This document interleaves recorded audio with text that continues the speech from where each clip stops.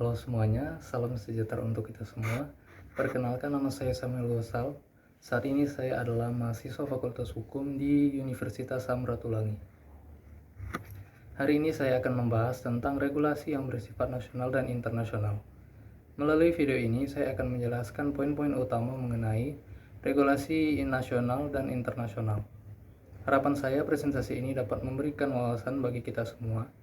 Dan mari kita mulai pembahasannya, dan jangan ragu untuk memberikan masukan setelah Anda menyimak video ini. Kita masuk ke dalam pembahasan. Yang pertama ada definisi regulasi nasional dan internasional. Regulasi adalah aturan atau pembatasan yang dibuat oleh otoritas untuk mengendalikan sesuatu agar berjalan dengan tertib dan lancar. Regulasi dapat diterapkan pada berbagai bidang kehidupan masyarakat, seperti pendidikan, perekonomian, dan kehidupan bermasyarakat. Regulasi nasional. Regulasi nasional adalah peraturan hukum yang dibuat oleh pemerintah pusat atau instansi pusat untuk mengatur masalah nasional. Contoh regulasi nasional adalah undang-undang, peraturan pemerintah, dan keputusan presiden. Regulasi merupakan aturan yang dibuat oleh otoritas untuk mengawasi agar segala hal berjalan tertib dan lancar.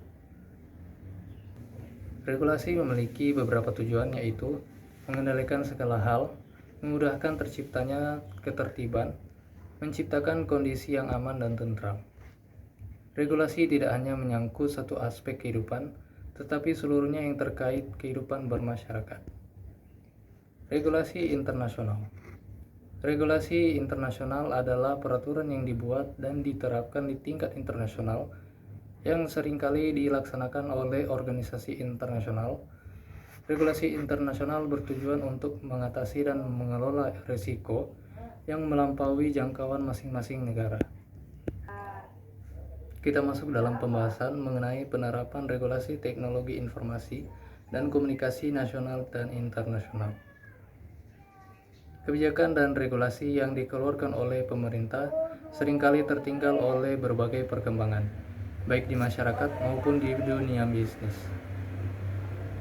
Salah satunya, pesatnya penggunaan teknologi informasi dan komunikasi, serta maraknya penggunaan media sosial tak diimbangi dengan peraturan yang memadai.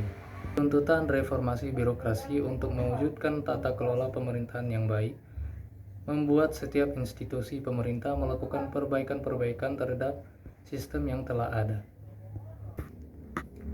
Sementara itu, pemerintah telah menerbitkan sejumlah regulasi peraturan dan perundang-undangan, di antaranya adalah Undang-Undang Nomor 19 Tahun 2016 tentang perubahan Undang-Undang Nomor 11 Tahun 2008 tentang informasi dan transaksi elektronik.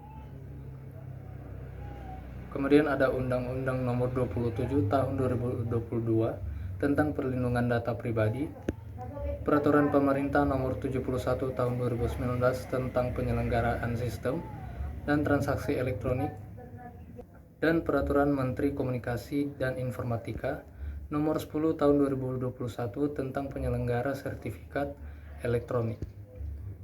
Meskipun terdapat berbagai tantangan, terdapat pula prospek yang cerah dan komitmen pemerintah dengan menerbitkan sejumlah peraturan perundang-undangan yang berkaitan dengan teknologi. Tak hanya menerbitkan peraturan, pemerintah juga membentuk kementerian dan badan terkait dengan teknologi, seperti Kementerian Komunikasi dan Informatika, Badan Cyber dan Sandi Negara, dan Badan Riset dan Inovasi Nasional. Penerapan regulasi tingkat nasional. Yang pertama ada Undang-Undang ITE, Undang-Undang Informasi dan Transaksi Elektronik atau Undang-Undang ITE, adalah undang-undang yang pertama kali diberlakukan pada tahun 2008 dan telah direvisi pada tahun 2016. Undang-Undang ITE bertujuan untuk memberikan kepastian hukum bagi masyarakat yang melakukan transaksi secara elektronik, mencegah terjadinya kejahatan berbasis teknologi informasi, serta melindungi masyarakat pengguna jasa yang menggunakan teknologi informasi dan komunikasi. Perubahan kedua Undang-Undang ITE. Perubahan kedua telah dilakukan untuk meningkatkan perlindungan privasi online dan memastikan sanksi yang diberlakukan sebanding dengan pelanggaran yang dilakukan. Perubahan ini mencakup peningkatan ketentuan mengenai penyelenggara, sertifikasi elektronik, perubahan informasi dan tanda tangan elektronik, serta perubahan ketentuan pidana. Regulasi platform online. Pemerintah Indonesia telah menetapkan 3 aturan utama untuk mengatur platform online, yaitu Undang-Undang Nomor 19/2016 tentang ITE, Peraturan Pemerintah Nomor 71/2019 tentang PSTE, Peraturan Menteri Kominfo Nomor 5/2020 tentang PSE lingkup privat. Undang-Undang ITE mengatur pemanfaatan teknologi informasi dan transaksi elektronik agar dilaksanakan berdasarkan asas kepastian hukum, manfaat, kehati-hatian, iktikat baik, dan kebebasan memiliki teknologi. Penguasaan dan standar keamanan. Lembaga sandi negara memiliki unit untuk menguasai penerapan standar keamanan perangkat teknologi informasi dan komunikasi. Namun, regulasi ini masih minim dan memerlukan perbaikan untuk mencapai standarisasi keamanan yang efektif. Perangkat telekomunikasi yang digunakan harus dapat dijamin keamanannya untuk mencegah kebocoran informasi. Penerapan regulasi di tingkat internasional. Yang pertama, kebijakan global. Di tingkat internasional, pemerintah dan lembaga internasional seperti OECD dan UNESCO berupaya mengembangkan kebijakan yang komprehensif untuk mengatur teknologi informasi dan komunikasi. Kebijakan ini mencakup perlindungan kebebasan berekspresi di ruang digital, perlindungan hak kekayaan intelektual, dan meningkatkan tingkat kepercayaan masyarakat terhadap penyedia layanan ekosistem online. Standar keamanan global. Organisasi internasional seperti ISO dan IEC mengembangkan standar keamanan global untuk perangkat teknologi informasi dan komunikasi. Namun implementasi standar ini masih memerlukan koordinasi antar negara dan lembaga internasional untuk mencapai keseragaman. Yang ketiga, regulasi internasional. Regulasi internasional seperti UNCITRAL Model Law on E-commerce dan UNCITRAL Model Law on E-signature digunakan sebagai acuan dalam pengaturan mengenai informasi dan transaksi elektronik. Hal ini bertujuan untuk memberikan kepastian hukum bagi para pelaku bisnis di internet, di masyarakat umumnya, dalam menghadapi perkembangan teknologi yang pesat. Penerapan regulasi di bidang teknologi informasi dan komunikasi harus adaptif dan responsif terhadap munculnya berbagai platform teknologi. Hal ini memerlukan kerjasama antar pemerintah, industri, dan lembaga internasional untuk menciptakan regulasi yang efektif dan komprehensif. Tantangan hukum teknologi informasi dan komunikasi di tingkat internasional. Perkembangan teknologi informasi dan komunikasi yang begitu pesat telah membawa banyak perubahan signifikan dalam berbagai aspek kehidupan manusia.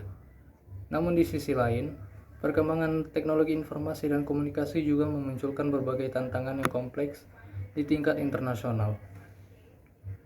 Beberapa tantangan utama yang dihadapi antara lain, yang pertama ada kedaulatan negara. Batas negara yang semakin kabur dalam dunia digital membuat konsep kedaulatan negara menjadi lebih kompleks. Contohnya, bagaimana sebuah negara dapat mengatur konten yang dianggap melanggar hukum di negaranya, namun diakses oleh pengguna dari negara lain. Yang kedua ada perlindungan data pribadi. Pengumpulan, penggunaan, dan pemrosesan data pribadi secara besar-besaran menjadi isu krusial. Kemudian ada kejahatan cyber. Kejahatan cyber seperti peretasan, penipuan online, dan penyebaran malware terus meningkat.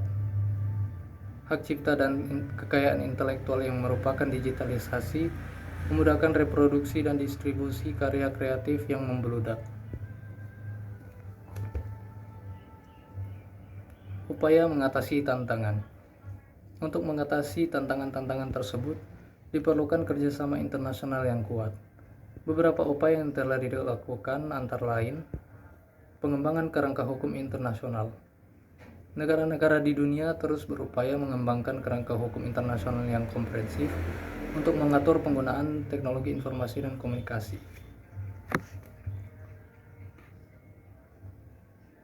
Kerjasama antar negara. Peningkatan kerjasama antar negara dalam hal penegakan hukum, pertukaran informasi, dan ekstradisi pelaku kejahatan cyber.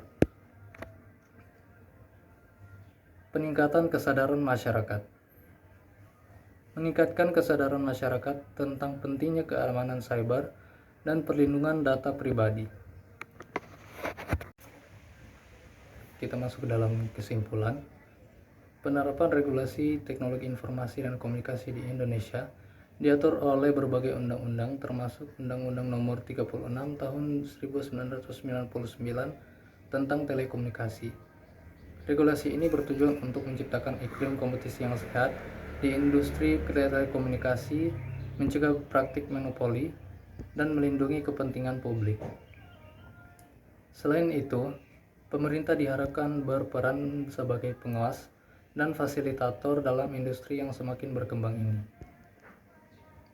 Di tingkat internasional, regulasi telekomunikasi diatur oleh badan seperti International Telecommunication Union atau ITU yang mengordinasikan penggunaan spektrum radio dan menetapkan standar global.